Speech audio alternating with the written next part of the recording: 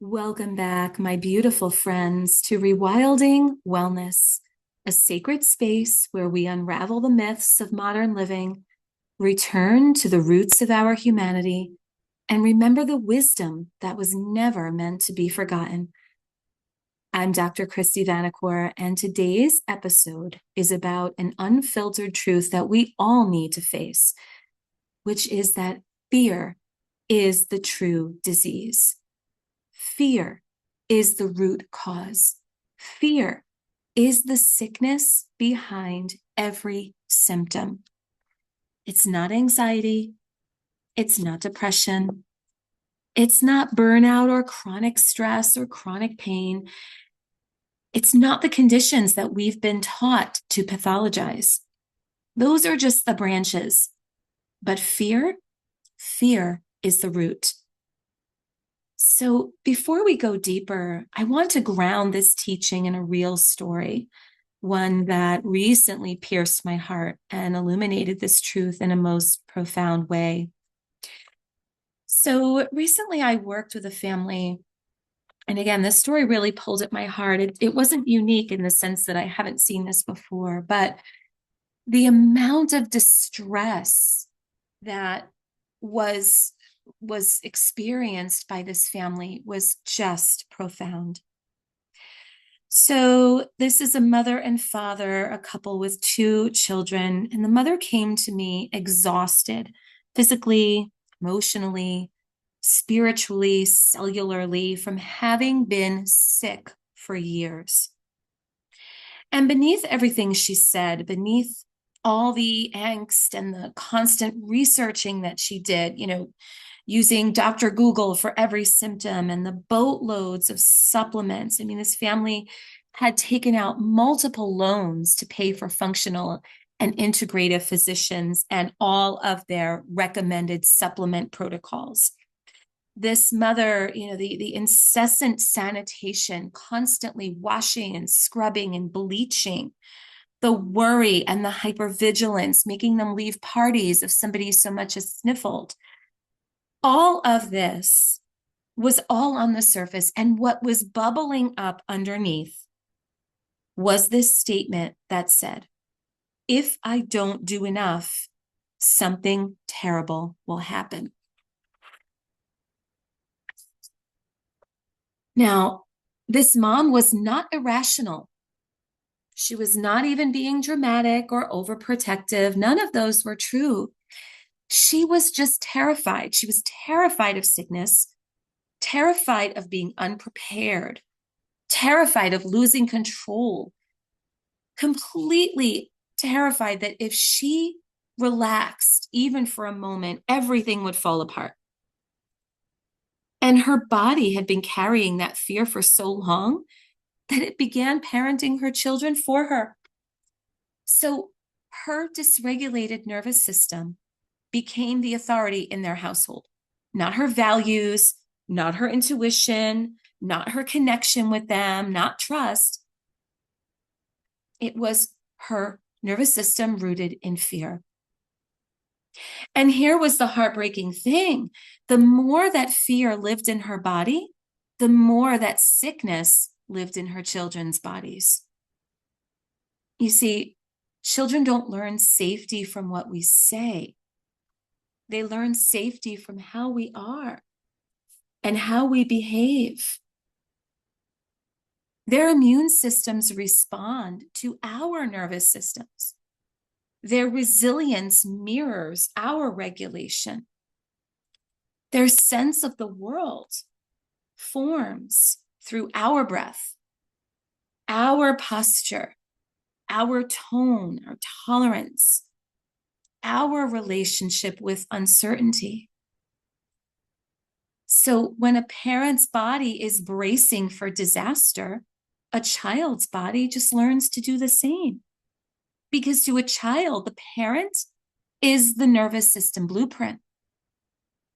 Now, I recognize this pattern intimately because I lived it once upon a time. I too was once driven exclusively by fear. I too once called hypervigilance love And that worrying was safety, and that being prepared for the worst was just me being responsible. And at the time, I didn't know that my nervous system was writing the script for my children's emotional life. I didn't know that. I didn't know that my tension was becoming their template, that my anxiety was now their baseline, and that my bracing was just modeling and teaching them how to brace too. And then one day it hit me. I realized I could not raise resilient children while living in my own nervous system built on a foundation of fear. And that moment changed everything. That's when I realized that my children didn't need a perfect mom or a germ-free home or a problem-free life. No, they needed regulation and expansion of capacity of the nervous system. They needed a mother whose body whispered, life is safe enough to experience. We can handle whatever comes our way. We are not fragile. So I did my deep inner work. I unlearned the survival patterns that were never mine to keep. I rewired beliefs that belonged to past generations. I laid down fear as the foundation and chose trust and presence and nervous system safety instead. It was a journey. It was a journey. And here's what I know now. I know that we don't heal for our children. We heal so that we don't hand them the same fate that was handed to us. And I say this all the time, the greatest gift that we can give the next generation, it's not control or protection or prevention. It's a regulated and resilient system. One that knows how to pause instead of panic and can stay present instead of reacting. A system that can feel a range of emotions without collapsing. A system that models responsibility without fear. Because when a parent heals, the entire lineage shifts. Okay? Now, if what I'm saying is touching you or stirring something in you that maybe you've been avoiding, if this brought some truth to light, please hear me. You are not failing. You're just overwhelmed. And there is another way. Right? Healing begins with one regulated breath, one softened shoulder, one boundary spoken, one belief rewritten, 1% of safety where only danger had previously been felt. That's where it starts. And you don't have to do this alone, and you don't have to wait another year. Your body is ready. Your children are waiting, and you have support. Consider this support. I am here to support you. You are so very capable of the life and the lineage that you are longing to create. So what I said to this weary mama is what I'll say to you now. Your fear isn't irrational. It comes from a place of love, a deep instinctive need to protect your children. And I want you to hear this gently. Fear was the strategy that got you here, but it is no longer protecting you. It's actually imprisoning you and your family. Right now, Mama, your nervous system is living in constant state of alert, scanning, predicting, preventing, preparing. And your body believes that if you stop worrying for even just a minute, something bad will happen. But here's the truth. The body does not become safer by being afraid. It actually gets weaker. When the nervous system lives in chronic stress and hypervigilance, the immune system stays in survival mode. It shuts down repair. It lowers resiliency and it increases susceptibility. This is why we're more susceptible to toxins and germs and such when we're stressed out. Right? Your children's nervous systems don't learn through what you tell them. It learns through what you embody. So the question isn't, how do I keep my children from getting sick? The question is, how do I help their nervous systems learn that life is safe? That's the question. Right now, illness feels like a crisis, but the body sees illness differently. Illness is not a crisis. It's not a failure.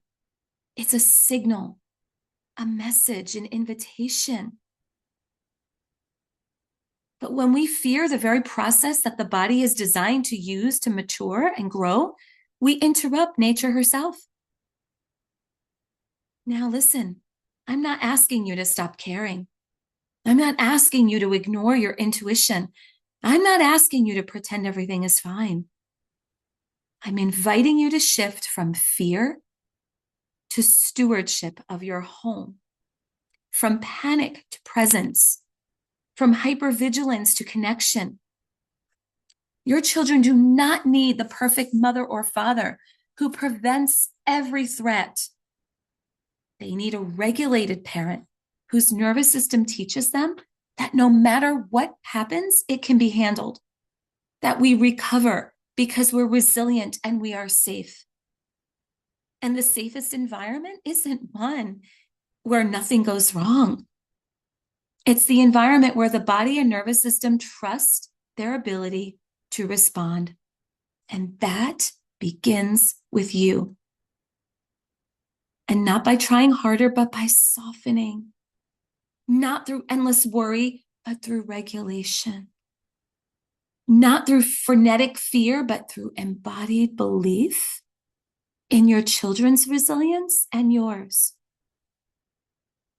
You don't have to let go of control all at once.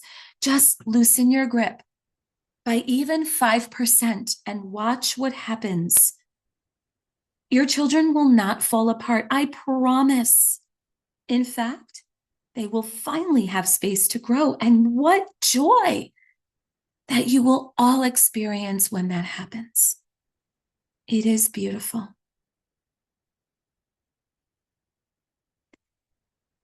Now, let's talk about the biology of fear, okay? Because fear is not a feeling. It's a neurological, hormonal, biochemical, electric, energetic event, okay? Most of what we call fear today is actually conditioned fear. It's fear that's been handed down through traumatic imprints and familial patterns and cultural narratives, school systems, childhood experiences, medical systems, religious conditioning, societal expectations. Conditioned fear is learned. But what that means is that it can be unlearned. Okay? So some examples of this are, the child whose parent withdrew love when they expressed emotion grows into an adult who fears being too much. Or the teen who was punished for making mistakes becomes the adult terrified of failure. The person who grew up in chaos becomes afraid of calm because calm felt like the calm and the quiet before the storm. The man conditioned to be stoic becomes afraid to feel anything at all. This is conditioned fear, and conditioned fear shapes our identity. Now, we begin to think that fear is our personality. I'm a people pleaser. I don't trust easily. That's just me. But these are not personality traits. These are nervous system adaptations. Right? It's fear disguised as identity. So we say things like, well, this is just how I'm wired, or this is the temperament I was born with. But over time, our behaviors shape an identity. And when we've carried it for so long, we don't know who we are without it. But the truth is that these qualities that we're calling personality traits are, in fact, consequences of a dysregulated nervous system that's been trying to keep us alive. Right? These things that you've normalized are actually symptoms. They're signs of chronic sympathetic activation that masquerade as these characteristics. So, what does this look like? I'm the high achiever, when really you're just terrified to rest. I'm the responsible one, when really your need to fix and solve and perform and predict is a way of trying to feel control, also known as feel safe. Well, I'm just an overthinker. Well, really? You contemplate every decision, including simple ones from every single angle, because you believe preparedness will ward off danger. I'm the peacemaker, when really you just avoid conflict because your body interprets disagreements as danger. I'm such an easygoing person. Well, really? You're just desperate to please people as if your safety depends on being liked and others not being upset with you.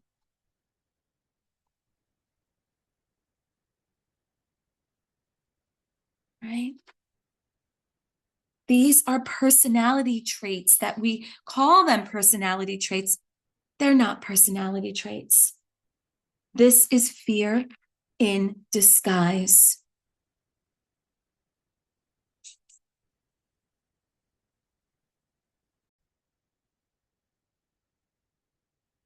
Other ways that this may look. Have you ever said, well, I'm just a perfectionist? That really means you've just convinced yourself that having high standards will prove your worth. Similarly, oh, I'm the multitasker. Well, that means you believe that slowing down feels intolerable and dangerous. I'm the protector. That really means that you believe you must remain on high alert for everyone in order to prevent danger from befalling. I'm the conscientious one. That just means you're really high strung, irritable, impatient, and emotionally numb because your system has been in survival mode for far too long. Right? So for years, I believed I was simply built these ways, right? I thought my obsessive list making was just discipline. I thought my inability to say no was just being kind. I thought that my leg and my hand obsessively shaking and my nail biting and my constant movement were just my quirks. My perfectionistic tendencies felt noble, actually. And the exhaustion, well, I just assumed everyone was tired. What I didn't know then was that my nervous system was carrying unprocessed trauma and chronic threat signals. And my behaviors, they weren't personality, they were adaptations, and genius ones at that. Right? They kept me safe when I didn't have the capacity, the support, or the language to do anything different. So when the nervous system is overwhelmed, it completely reorganizes and reshapes your identity.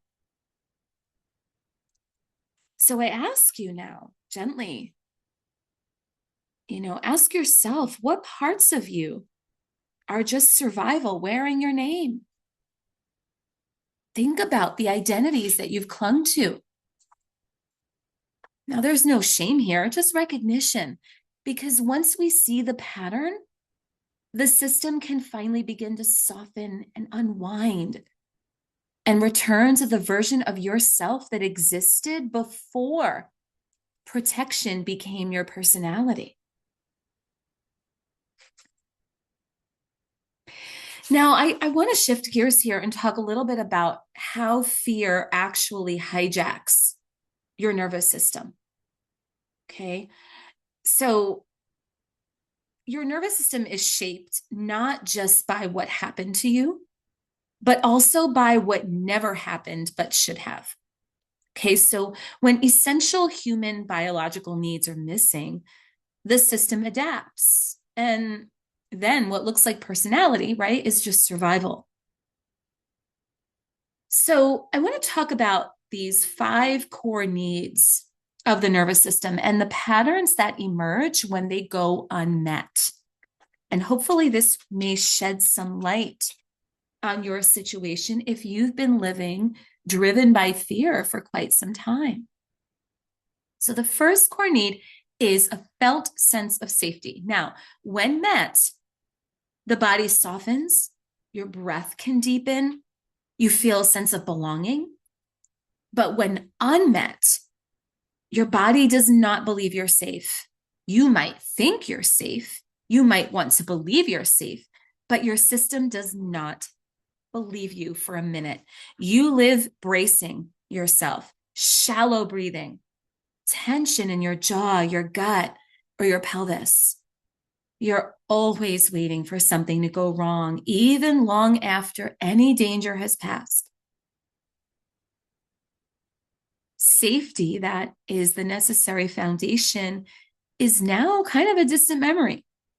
And this is when the nervous system begins to shift from growth mode to survival mode, even if you think you look fine from the outside.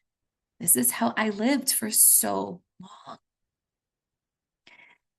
The second core need is protection and boundaries. So this is the need to feel defended, protected, believed, and worthy of being cared for.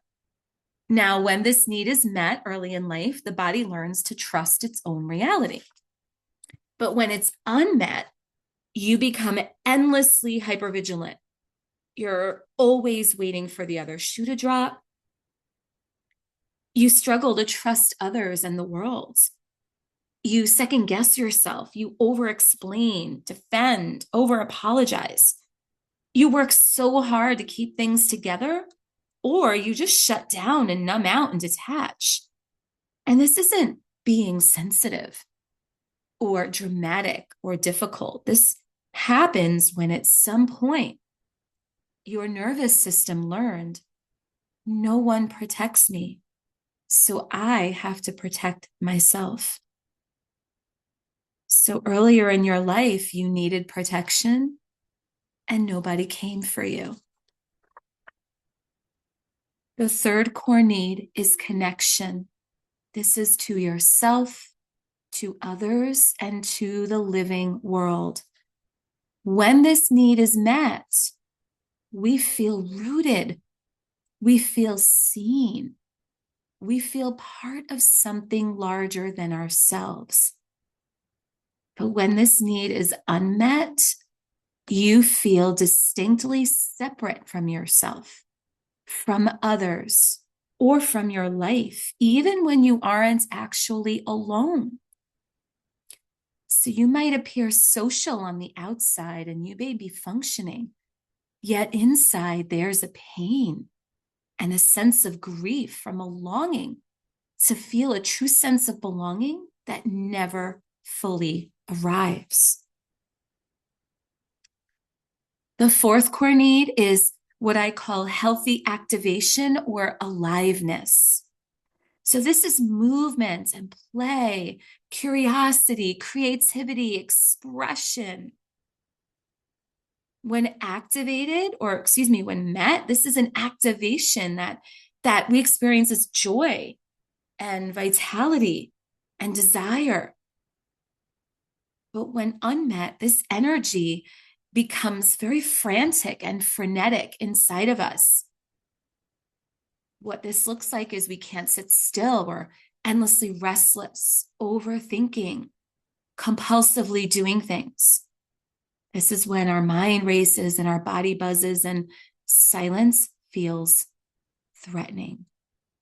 And this is all a manifestation of stuck energy that was never allowed to express or play or create or feel. So what should have been aliveness was either shut down or punished, or there was no safe space to express it. So it pooled in your system and got stuck and stored, and that becomes anxiety. The true definition of anxiety is just stored and stuck survival stress. That is what anxiety is. The fifth core need is rest and repair. Now, rest is not about stillness or quiet. It's actually about trust. So when this need is met, the body drops its guard and it enters repair and digestion and restoration because it knows that the inner and outer worlds won't collapse if you pause. However, when this need is unmet, stillness of any kind feels unsafe. It feels foreign. Rest becomes this foreign concept because somewhere along the way, your body learned, if I stop watching the door, something is going to go wrong. So the system collapses instead of resting. You start scrolling instead of breathing. Your body might end up falling asleep, but you don't get into that deep restorative sleep, and your system never feels restored and recalibrated and reharmonized.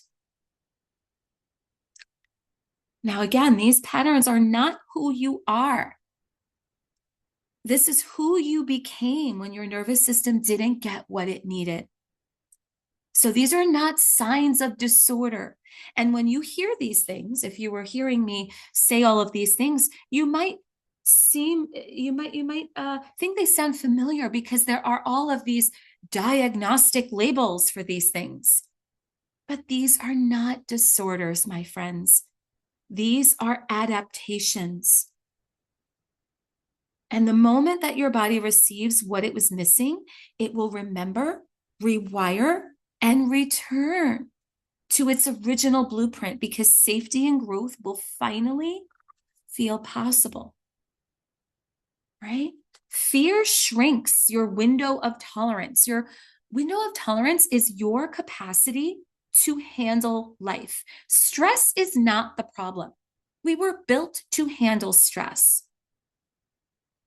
But we have to build resiliency, this window of tolerance that allows us the capacity to handle whatever life throws at us so that we can respond to it and then recover. But when the system is stuck in fear, everything feels like too much. One simple task, one conversation, one decision, one silly text message. It all feels like too much. When the system is stuck in fear, that's when we start misinterpreting cues. You know, a neutral message from someone we take as rejection, or a delayed response to a text message becomes abandonment, or, you know, a disagreement with a friend or a loved one becomes a threat. When our window of tolerance is small and that system is fear-based and we're braced, our breath is shallow. Our body stays bracing. Our whole diaphragm in our chest locks. Our fascia, the connective tissue, tightens. Our psoas muscle shortens, and our whole body is locked and loaded.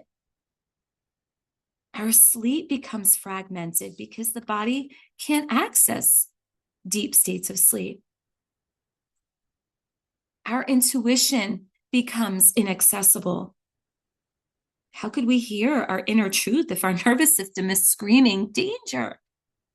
Not possible. And when we're stuck in this fear-based mode, our relationships suffer, right? Because fear kills presence. Fear kills listening. Fear kills intimacy. How can we be intimate with someone if we don't feel safe in our own bodies? And ultimately, fear kills joy and creativity. The brain in those moments shuts down any pathway that's not related to survival. Okay, fear is not passive. It's an active, ongoing takeover of your entire multidimensional being. Energetic, physiological, psychological, relational, emotional, spiritual. Fear takes over all of it. Okay.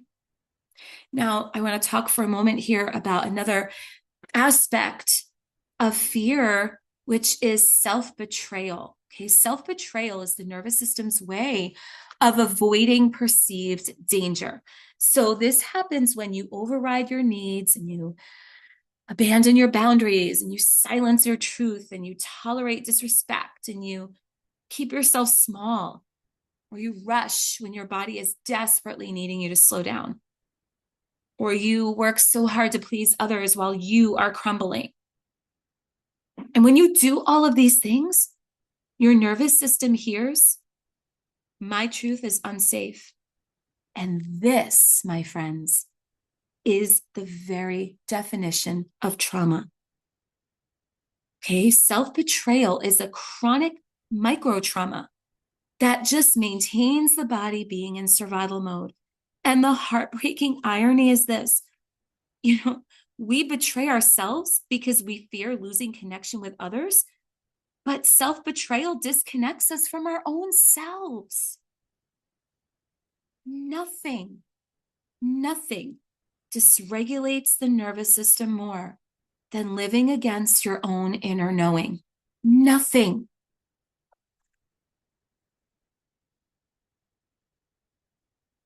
Now, as I mentioned before, fear completely erodes relationships. Fear creates a state of dis-ease in relationships. So, we think that relationships end because we're incompatible with our loved one, but more often than not, they end because fear shuts down our connection. Fear of vulnerability, fear of being abandoned, fear that you're not good enough, fear that you're too much, fear of intimacy, fear of conflict, fear of being exposed. All of this fear leads to defensiveness, withdrawal, jealousy, avoidance, passive aggressiveness, over attachment, stonewalling, right? Shutdown, dissociation, the list goes on. Most relational pain is just nervous system dysregulation in disguise. I am going to say that again. Most relational pain is nervous system dysregulation in disguise. Most of the time, we don't need communication tools. We need safety tools, because it's safety that makes communication possible. It's safety that makes intimacy attainable and sustainable. Safety is what makes love deepen. Without safety, fear is the third partner in your relationship. And we know how that feels. So fear, my friends, is the root cause. Okay, but I promise you that it is not your destiny. All right, your nervous system is not broken. It's actually doing exactly what it was built to do, right? Because your nervous system is built to respond. Fear only becomes the destiny when we forget that we have the capacity to repattern ourselves.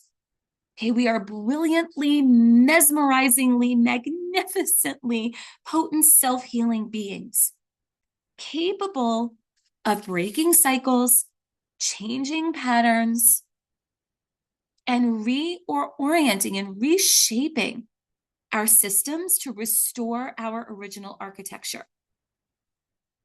Okay, so fear is learned. Yes, it's inherited. Yes, it's absorbed. It's remembered. Yes. And it can be released. How do we release it? Well, somatic practices, breath work, music and sound healing, vibrational healing, movement, grounding, setting boundaries, telling the truth, integrating ceremony and ritual into your life, meeting each moment with presence, having an ongoing relationship with the natural living worlds, touch, physical touch, community, reverence. These are just some of what we can do to release fear. Okay? But I want to make the point that healing isn't necessarily about eliminating fear altogether. It's about restoring safety. It's about restoring safety.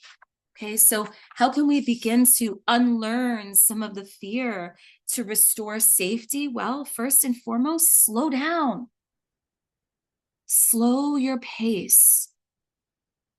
Slowness tells the body we are not in danger.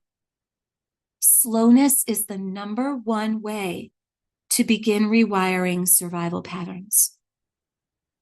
Second, we can breathe intentionally. Nervous system regulation is not possible without the breath. Now, this doesn't mean fancy breathwork courses. No. Some of that actually can become even more dysregulating. Keep it simple. Breathe in through your nose. Elongate your exhales. Extend the pause between breaths. Engage your belly and your chest when you breathe. That's it. Keep it simple. Okay. Bring in sound. Fear freezes energy, but sound and vibrational healing melts it and thaws it. Some of you who follow me and have studied with me, you know, just simple humming from the back of your throat releases the vagus nerve. Chanting, singing. Take a deep breath in through your nose and exhale with a sigh. So powerful. Okay. Another way, move your body daily, not for exercise here. You can do that, but think of that as separate. I'm talking about moving for liberation, shaking, dancing, stretching, walking. Movement tells the body we're not trapped anymore. Another way, set boundaries as an act of self-love and self-protection. Every single time you set a boundary, you declare safety. Okay? Embrace truth as your medicine. Fear thrives in silence, but it begins to dissolve with honesty. Okay? Another way, I mentioned a relationship with the natural living world. Nature is the original nervous system regulator. You do not need fancy programs. You do not need to go spend money on all of these nervous system regulation classes and courses and biohacks. Get outside. Get outside. Get your feet in the grass. Get your eyes on early morning sunrise light and middle of the day sun. It resets your circadian rhythm, recalibrates your vagal tone. It slows your brain waves. And the best part, it is free. Not hundreds of dollars and thousands of dollars on the biohacking software programs. No. Nature, Mother Nature. Right? So those are just some of the ways you can begin to bring safety back in. Okay? Now remember, safety is not the absence of threat. Safety is the presence of truth, of alignment, of knowing you belong. Okay? Safety looks like telling the truth, even when your voice shakes. Safety looks like choosing slowness in a world that demands and rewards speed. Safety looks like listening to your intuition before trusting anyone else's opinion. Safety looks like honoring the cycles and the seasons of your beautiful body. Safety is allowing yourself to be loved and seen and met. Knowing when to stay and walk away, that's safety. Holding yourself in kindness. Surrendering what no longer resonates with you. Reclaiming your sovereignty, your softness, your strength. These are all the look and the feel and the embodiment of safety. And when you stop living from fear, you stop living fragmented. This is when coherence restores and returns. This is how we reclaim our wholeness, our original blueprint, the wild truth, the self we were before the world taught us to be afraid. That is rewilding wellness. My beautiful friends, thank you for being here, for listening to this episode, for choosing to walk this path of reclamation with me. Remember, fear is not who you are. It is simply what your body learned. And now we can begin to unlearn it together. So before we formally close for this episode, I invite you to pause. Take a breath with me. And let us end with a prayer and a blessing. Beautiful friends, may your breath be your anchor. May your body remember its softness. May every place where fear has lived begin to thaw. May the tight spaces within you loosen, your clenched jaw release, your guarded heart open, only at the pace that feels safe for you. May the fears you inherited be laid down gently. May the fears that you were taught dissolve. May the fears that no longer serve you fall away like old skin. May courage rise quietly within you as truth remembered. May your nervous system be restored to harmony. May your spirit remember its freedom. May your life unfold from a place of deep, embodied safety. My friends, go gently, go bravely, and go in reverence. And may fear never again be the author of your story. Blessed be, and so it is.